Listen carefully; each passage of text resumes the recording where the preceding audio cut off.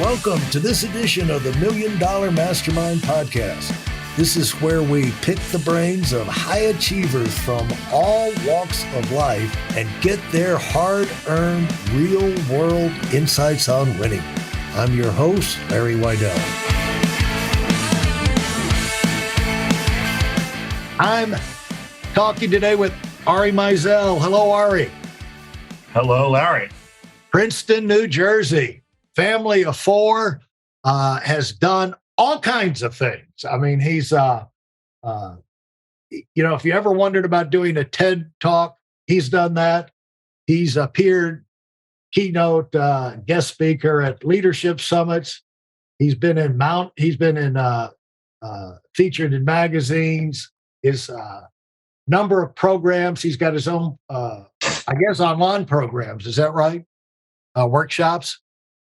Ari, both online and then in person. Yeah. And so he is the founder of Less Doing, and we're going to get into that. But the interesting thing is he's done, he's been out there. He's got the mileage. He's got 500 episodes on his own podcast and decided to wrap that up. So he's got that experience and those contacts behind him. And with four young kids, he decided, I need to take a look at my priorities, and these kids need to see their dad. And so he reorganized himself successfully. And he's going to explain how he's working 20 minutes a day. Even Tim Ferriss would be jealous of that. And by the way, Tim Ferriss also went to Princeton University, or is from that area. So I don't know if there's something about Princeton that causes people to want to get their work done over with as fast as possible. But anyway, you come from a good tradition and has written over half a dozen books, The Art of Doing Less, The Idea to Execution, The Replaceable Founder, and that evolved out of his inspirational story of overcoming Crohn's disease. So, Ari, did I butcher that introduction sufficiently for you? Or is there some semblance of setting you up for success in that intro? They definitely opened up some discussion points for sure. Yeah, I'm all about setting people up for success who have success to talk about. And so starting off, let's talk about how and when did you get Crohn's disease, and how devastating or how much of an impact did that make on you? A very big impact. That was the beginning of all of this in some ways. I was working in construction and real estate development and just living a very unhealthy, very stressful life. And when I was 23, I got diagnosed with Crohn's. And basically, long story short, is that I went from working like 18 hours a day to working an hour a day if I was lucky. And I was pretty sick for a couple of years. And then I started to turn things around. And I was able to overcome the illness. And a big part of that, sorry? No, that was just, that was a sniff. Oh, okay. And a big part of that was figuring out how to manage stress and still get things done and not feel overwhelmed. And that 1 hour a day became like my mantra. What would you do if you could only work an hour a day? It's a really powerful question if you frame it the right way. So at that point in time, what got you up to that point? Just getting that, normal growing up, going to school, maybe playing sports, working different things. What area of construction were you in? Pretty much all of them. I think my best trade was probably masonry, but I pretty much did everything. What happened was, before that, I grew up in New York City. My father is an art dealer. My mother is an artist and a real estate broker. And I started my first company when I was 12, which is a website design company. And then I started a couple others before I graduated high school. And when I graduated, I went to the University of Pennsylvania to the Wharton School of Business, undergraduate, and enjoyed it, but remembered that I wanted to get back to work, basically. And so I graduated a year early with 2 majors and 2 minors and got back to work, essentially. But that meant was I went to visit a friend in upstate New York and he showed me these old buildings from the 1860s, and I made an offer to buy them that day, which was probably somewhat foolish. But the deal was that anybody that worked on the job had to teach me their trade. So I spent the next 3 years learning and doing every construction trade there is. I put myself into $3 million of debt, and eventually was able to get out of that and sell the project out. But I learned everything I could about construction, about project management, about leadership, politics, legal aspects, media. I was in the news all the time. Like, it was a hell of a crash course, and it crashed my body in a lot of ways, but I still learned quite a bit. Well, I got out of school with a degree in building construction because halfway through, I found out architecture was not worth it. And so by the time I was at the age where you got the Crohn's disease, I built 100 houses as a construction superintendent, north side of Atlanta. And I've always thought that was the greatest education I could have in terms of keeping up with moving parts, people, supplies. You've got to train the people, you've got to know what they're doing. And I've always thought that was like a combination of multiple graduate courses, just going through that process and being in charge and getting screamed at if it wasn't done perfect, because, it's like an assistant coach on a football team, a pro football team. Anything that goes wrong, the head coach is going to be yelling at you, on your unit, and you're on the sidelines, and so you become a manic depressive, manage everybody just to protect yourself and survive. But you get an education that allows you to do incredible things the rest of your life, because it forces you to get organized. And so, can I ask you a thing about the father who is has a gallery? I guess that explains I've never seen anyone with a fine art minor out of Wharton. So that explains your fine art minor there, probably. Yeah, well, I had an art history minor, actually, but yes, that definitely contributed to that. And it wasn't from Wharton; that's from the liberal arts school that's at UPenn, which we had to take courses at. But yes, essentially, that was a big part. I grew up in an art gallery. Is your father? That's not Louis Meisel, is it? Yes. Okay, Lou. I'll tell you this: we have something in common. The guy who works with me in my art down here in Palm Beach gets on the train and comes up from Miami 3 days a week, and he is in your dad's gallery.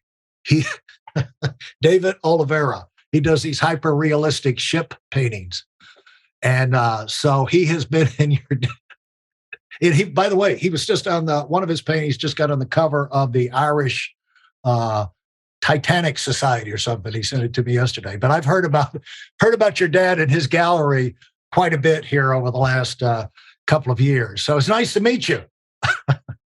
Yeah, that's funny. Small world. Wow. Yeah. So you must have been at the art fair then recently, huh? Yeah. Scope down at the tent down there. And so anyway, so we've got some tie-ins together, from the construction to the art to the your father and that world. But talk about why didn't you go into art? Why didn't you go in the gallery business? Yeah. But why didn't you? Why was that not appealing to you? Oh, sorry, that broke up. I don't know. It's a tricky question. So when I was younger, it didn't really appeal to me because it was a very slow business, I feel like, in some ways. It was like very big deals every other month kind of a thing. And so like that aspect of it wasn't like exciting, I guess, or interesting enough. But the other thing is that, as I'm sure you're well aware, so much of the art business now is just online with people, seeing something, buying something. Right? So having like an actual gallery space feels less relevant to me than it did, right back then. So if I were to get into the business, I would probably do it that way. And my dad still likes to have his gallery in Soho, and they're also I don't know, it just wasn't I mean, at some point, I'm going to own the gallery, so we'll see. Oh, okay. Well, we'll have to get together down the road. But the thing is that Crohn's disease. How did Crohn's disease? What are the effects that, in terms of the impact it makes on you, and in terms of shutting you down? What I did, Ari, I was going along great, and 12 hours a day of playing golf and cycling and boating and this and that and the other, and then cycling after golf one day in the middle of Palm Beach. I hit a curb that they'd put up, as coming in the end of the night, and you couldn't see it. And that was the end of me for about the last 15 years, pretty much, in terms of shutting me down. And that's most of what I'm doing now today as a result of that. But I found out I could reach out if you're talking to people on the phone, the Twitter, Facebook, blog posts. That's where I got into writing the books and the weekly conference calls, things like that. So you can keep your voice out there but it forces you to be creative. And with you did a lot of things that you wouldn't have had time for if you're in construction. So talk about how that impacted you. That with me, I had no energy. I couldn't get off the couch, for a long period of time. It was a long multi-year thing of going to about 20, 30, 40 different medical specialists to get somebody who had a clue of who could get me through the next step, And so today I'm not too far away, but it's tough when you go from being in charge, in construction, around go people, go responsibilities, to where you're shut down. How did it shut you down, and how fast was it? It's not similar to traumatic accident, but basically it just killed all my energy. So it happened pretty quick. And the thing is that in a lot of ways, I was put on a lot of medicine, which in the long run definitely helped in that period. But in the short term, made it a lot worse. There was just one of the drugs I was taking was a leukemia drug. Like, it was just really hard on my body.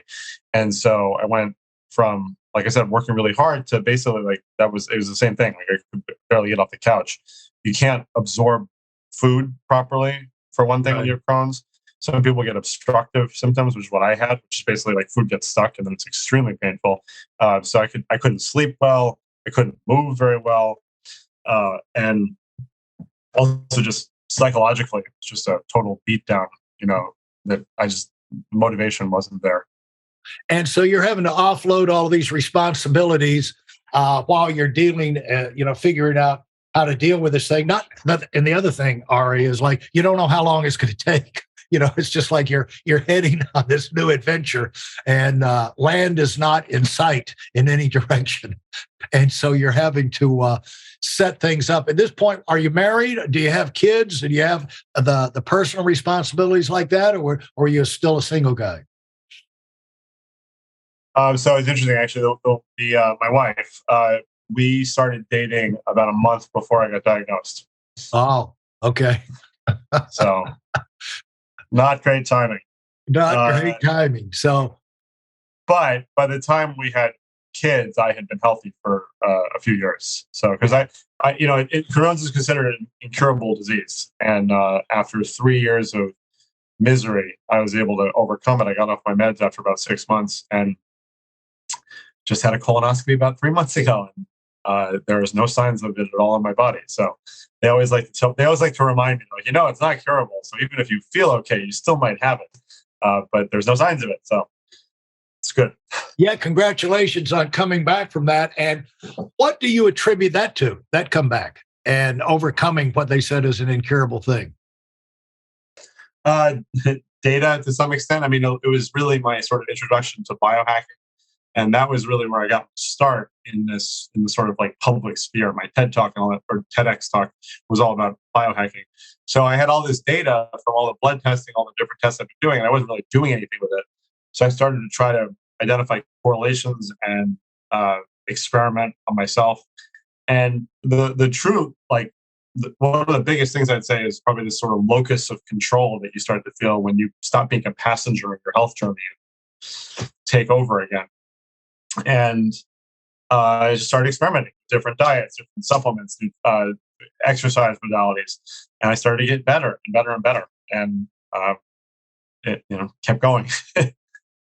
And so, explain biohacking to people who are not familiar with the term. So it's really just hacking your biology, meaning like if you want to figure out, well, in my case, it's disease, but how to sleep more effectively, how to eat most optimally for your body, not what the most bad diet at the time is, right? Which supplements actually help you and don't, and which versions of those supplements might help or not. So it's really taking a very analytical approach to our health and well-being. Thanks for listening to the Million Dollar Mastermind. If you felt there were any valuable takeaways from this episode, please take a minute and leave us a 5-star review. Your feedback is important and really helps us get the word out to a wider audience. Remember, we have a valuable webinar that is absolutely free. Register for it right now at weidelonwinning.com. Thanks for listening.